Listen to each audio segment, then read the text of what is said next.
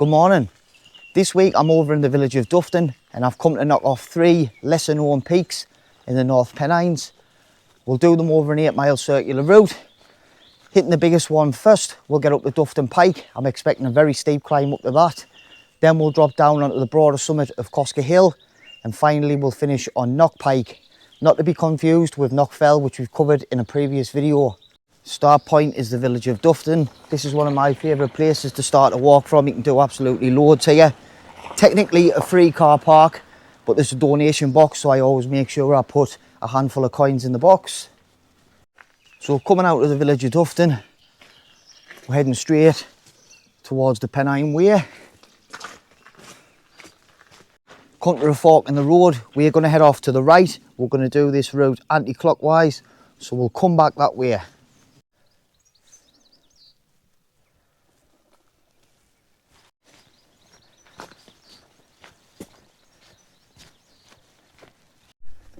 So this will be Dufton Pike here, where you would normally see it, but it's clagged right in.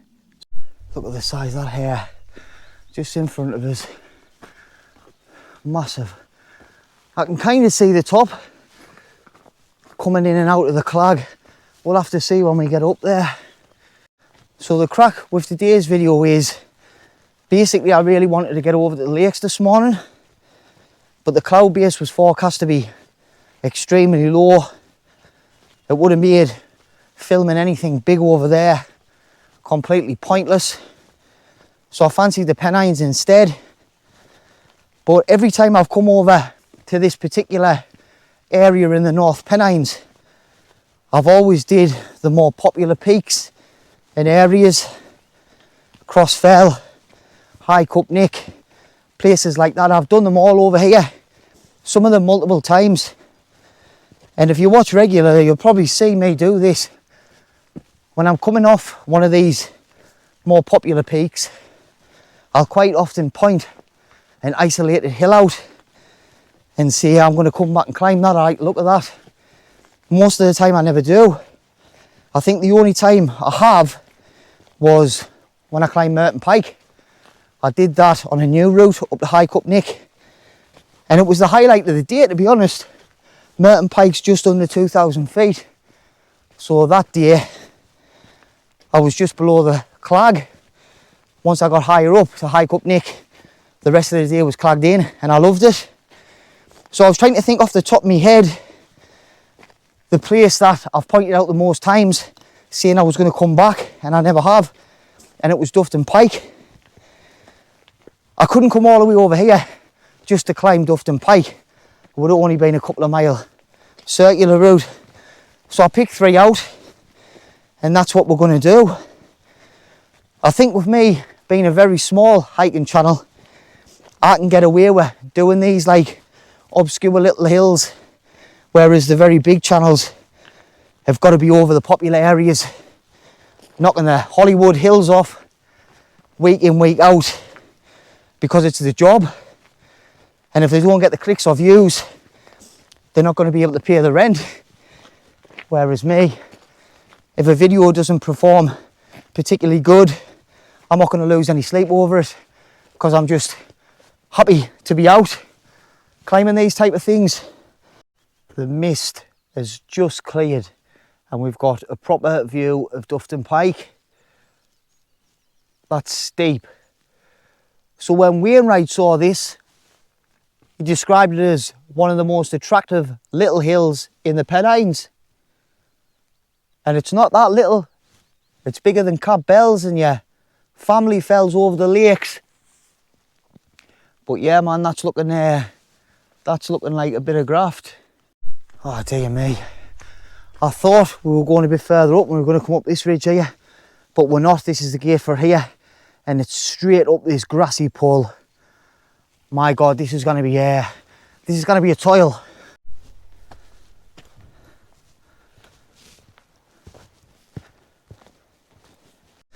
I'm going to have to take my time going up here because my calves is absolutely burning. I don't know if it's because we've got the main elevation on the route so soon after leaving the car and I haven't warmed my legs up. Usually I prefer to get the up done straight away, but this one hurts. About halfway up now. That's the summit there. I don't know if there's a trig point or a cairn or anything like that, but it's steep and it's sustained. That's what kills. It's not like just a vertical up for a short period of time. It's just like a long grassy pole. You've got to love the Pennines. Halfway up, look at the views. North Pike there, slightly bigger than this one, but not as tough. So we've got Blue Hill here, and I don't know if that's the Rundale Valley. It's not High Cup Nick. High Cup Nick is tucked behind that bend there. But what views, man. I was thinking about adding Blue Hill on to this route today, and there was another one there, Brownby Hill. We'll probably see that when we get up, but I'm glad I didn't. It wasn't really possible to do. I would have had to knock the 3 off, come back and do the other 3 pretty much from a very low elevation, so it wasn't really doable in a day.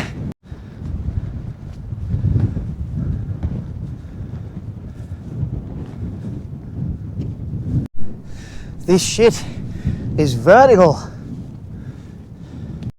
What a wretched final pull to the summit. Just hit the cone-like summit of Dufton Pike, 1,578 feet. Now this doesn't serve any purpose for me to climb regarding statistics. It's not a Wainwright because we're outside the lakes, and it's not even a mountain because it's below 2,000 feet. Attractive little hill, Wainwright called it. There's no little about this. That was hard work. This place in the winter can be absolutely brutal, terrifying. A couple of years back there was a fell runner found dead on Dufton Pike, succumbed to the cold. And if you want to get an idea of how brutal this place is in the winter, just put in winter spine race on YouTube and have a look at what them guys do over here in the winter. Mind blowing. Right, I'll have a look where we're at. So I think we drop down a bit, and that'll be Cosca Hill possibly, because that one there, that'll be Knock Pike. So you can pretty much see our route. We're going to head down here, and then we've got another bit of a pull up to Knock Pike. Not as big as this, but I bet you it's still hard work. Nice views over to the lakes. It doesn't look that clouded over there. Never mind, I'm happy with this today.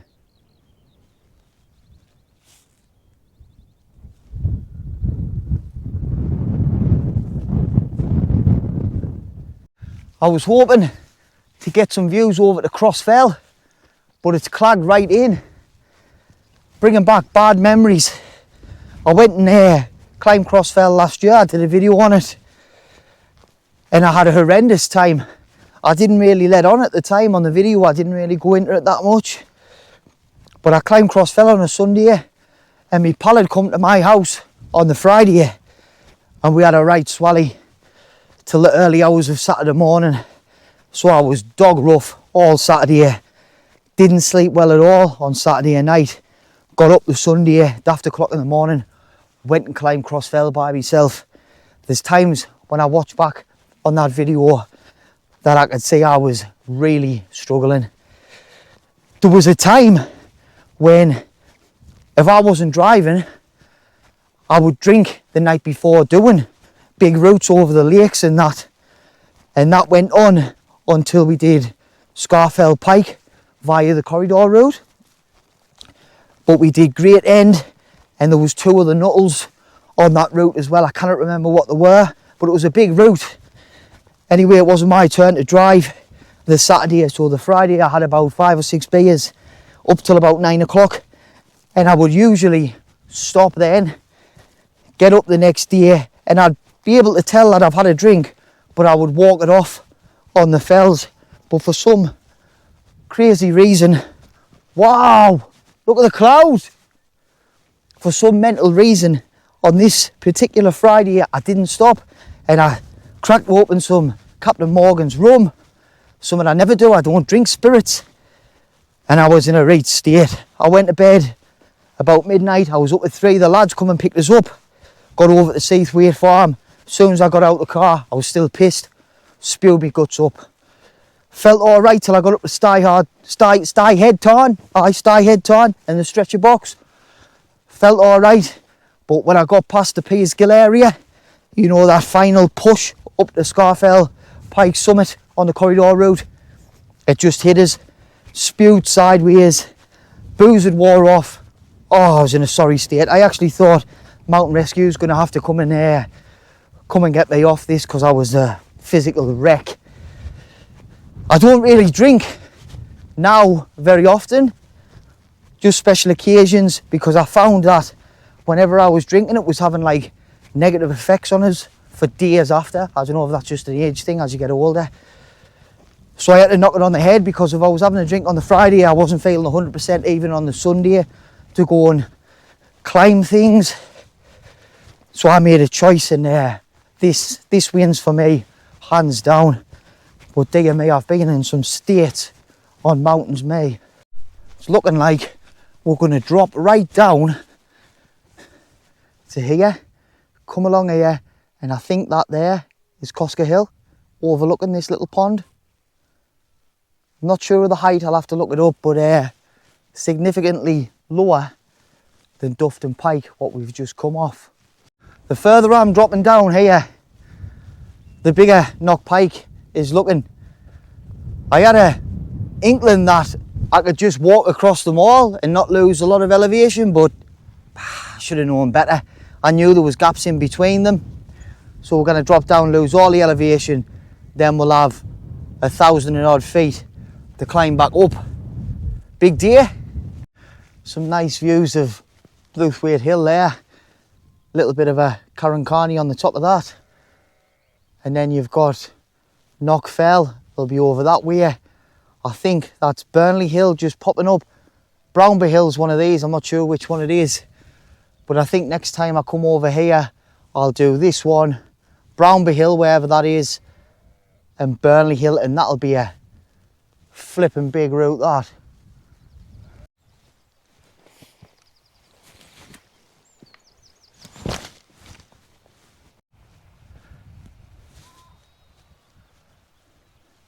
Loads of lambs. So we'll come to another fork here. We've got to head out and do a bit of it out and back to hit Cosca Hill, come back on ourselves, and then on to Knock Pike.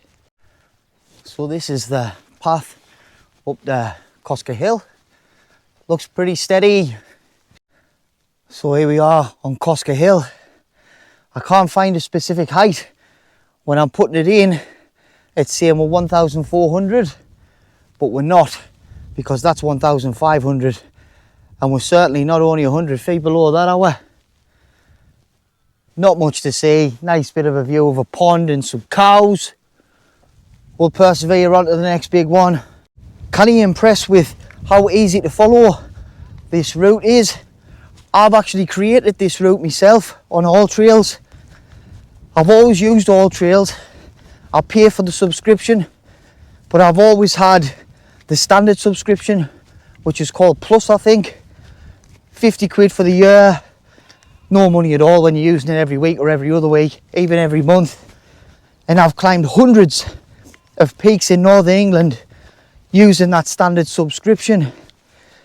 The only issue that sometimes I find is you're tied to the ready-made routes when you're using Plus subscription, and there's been times where I'll get to the top of something and I'll know there's another peak, maybe a mile or two away, that I would like to do, but it's not on the route, and in good visibility, decent weather, I'll head off and I'll do it, and I'll just navigate it by eye, no issues at all.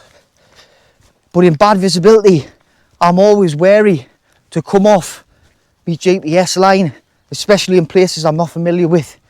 The Yorkshire Dales, for instance, I don't know a great deal about the Yorkshire Dales at all. So my subscription was up for renewal shortly, and I was having a look at the different packages you can get, and I came across something called Peak subscription. That was 80 quid for the year, but it opened up a whole host of other features. So you got live weather updates on the app. There was also this pretty cool feature where you can take pictures of plants and insects and it'll tell you what they are. It doesn't really appeal to me, that, but what caught my eye was it gives you the ability to edit the current routes, so you can add stuff on or take stuff off, and you could also create your own routes. So that's what I've did with this one, and it could well be a sign of the times to come, because it's just opening up a whole host of opportunities for us, adding things that I wouldn't be able to do on the standard ready-made maps. I must have crossed this beck here, across this stone bridge, a million times. Been over here so many times, I'm so familiar with this area. And right on cue, I go off course. I kind of go that way to Farmer's Field. The gate's tied up. I'm not walking through there. Track back on myself across the bridge I've now been over 1,000,001 times. You just see Dufton Pike behind us, and it looks like the mist is coming from below it, rising up. I'm not sure if the weather's going to come this way. It looks pretty clear over on Knock Pike, but that's bigger than I thought. So it's got us walking around the side. Ideally, I would love to just bounce across these fields here, but you don't know what's private property or what. So it's taking us round the side of it, and I'll come to a place called Close House, I think, and then we'll head up that way. Absolutely massive deer has just bolted in there. Oh, I can't believe I've missed that. Let's see if we can see it. Oh, it's probably long gone, isn't it? Yeah, it's long gone. Can't see it. Oh! So I'm heading this way past this big lump that looks like Triceratops shite. I want to try and keep as quiet as I possibly can in this wooded area, because I saw another deer just over the beck to us, and they're making these grunting, calling noises. They must be in rut. So this up here would be prime deer territory. I think I've only ever seen a couple of them over in this area the years that I've been over. So it'd be lovely to see one. In the space of 5 or 10 minutes, the clag has come over Knock Pike. Lovely bit of respite before the final big climb. This area is great. Resting my legs.